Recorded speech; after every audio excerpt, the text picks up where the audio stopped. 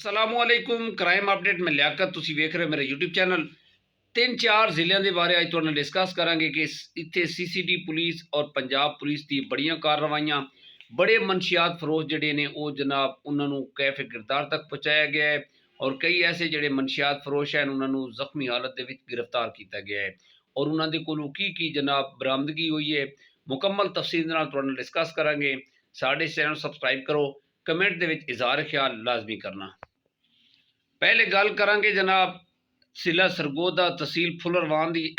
ਇੱਥੇ ਵਿੱਚ ਜਨਾਬ ਥਾਣਾ ਫੁੱਲਰਵਾਨ ਦੀ ਹਦੂਦ ਦੇ ਵਿੱਚ ਮੁਕਾਬਲਾ ਹੋਇਆ ਪੁਲਿਸ ਦਾ ਔਰ ਇਹਨਾਂ ਜਿਹੜੇ ਮਨਸ਼ੀਆਤ ਫਰੋਸ਼ ਹਨ ਇਹਨਾਂ ਦੇ ਮਾਬੈਨ ਤੇ ਇਸ਼ਤਿਹਾਰੀ ਮਨਸ਼ੀਆਤ ਫਰੋਸ਼ ਜ਼ਖਮੀ ਹਾਲਤ ਦੇ ਵਿੱਚ ਇਹਨਾਂ ਨੇ ਗ੍ਰਿਫਤਾਰ ਕੀਤਾ ਹੈ। ਫੁੱਲਰਵਾਨ ਪੁਲਿਸ ਨੇ ਸ਼ਾਹੀਆਂ ਵਾਲਾ ਇਹ ਦੌਰਾਨ ਨਾਕਾਬੰਦੀ ਲਾ ਕੇ ਖੜਿਆ ਜਨਾਬ ਤੇ ਦੋ ਮੋਟਰਸਾਈਕਲ ਸਵਾਰ ਗੁਜ਼ਰਨ ਦੀ ਕੋਸ਼ਿਸ਼ ਕੀਤੀ ਹੈ ਔਰ ਇਹਨਾਂ ਨੂੰ ਰੋਕਣ ਦੀ ਕੋਸ਼ਿਸ਼ ਪੁਲਿਸ ਨੇ ਕੀਤੀ ਹੈ, लेकिन वो जनाब नाका तोड़ के फरार होए ने और उन्होंने जनाब जानते हुए पुलिस पार्टी ते फायरिंग की। पुलिस पार्टी ते फायरिंग की है जनाब। पुलिस ने बच बचा करके जनाब गड्डी च बह के उन्होंने ताकुब किया है तो वो अगे जाके जनाब कमान दे विच जाके छुपे ने तो उत्थे भी उन्होंने फायरिंग की है। फिर जनाब जवाबी कार्रवाई जदों हुई है तो फिर आके अचानक जी ना दूसरी साइड तो जनाब फायरिंग रुक गई है।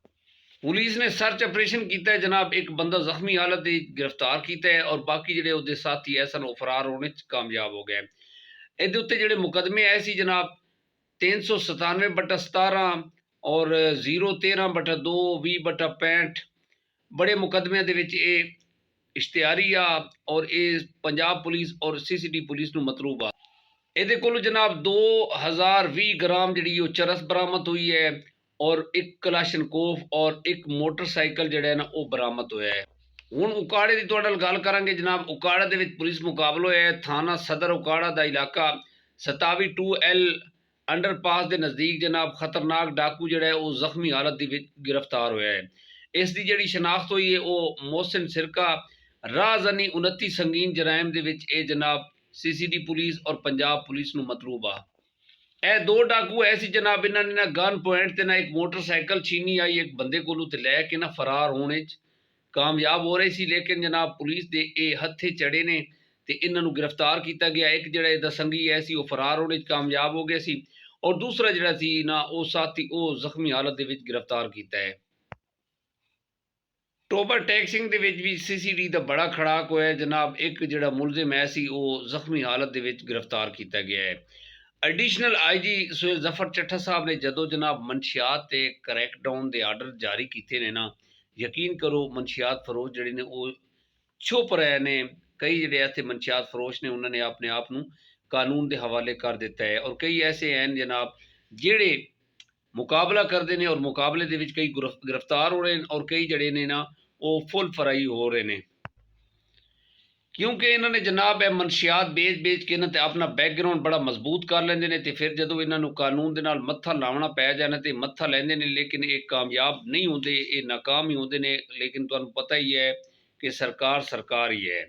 बदनाम ज़माना मनशियात फरोश सबका रिकॉर्ड याफ्ता जनाब मोहम्मद शकील वल्द मोहम्मद रफीक कौम जट सिकना पिंडियावाला तहसील फिरोजपुर और ज़िला शेखुपुरा उत्ते जाके जी CCD टोबा टैक्सिंग है इन्होंने जनाब उन्होंने जख्मी हालत के गिरफ्तार किया है।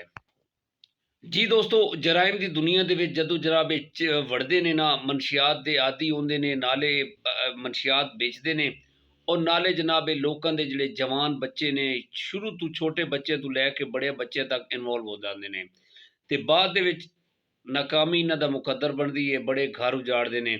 लिहाजा तुहाडे इलाके के कोई इस तरह का मनशियात फरोश पाया जाता है तुसी अपने आप नूं जाहिर ना करो, तुसी जनाब 15 ते कॉल करो, तुहाडा नाम सीगा राज रखा जाएगा। CCD हैल्पलाइन ते रबता करो ताकि इस मनशियात तो छुटकारा पा के इन्हां इलाके जिन्हें इलाके दे विच इस तरह का काला धंधा चल रहा है, इस तरह दी जिहड़ियां कालियां भेड़ां ने मनशियात नूं तरजीह देंदे ने और ये मनशियात सेल करते हैं, डीलर हैं, इन्हां तो छुटकारा पाया जाए और इन्हां नूं कैफे किरदार तक पहुँचाया जाए।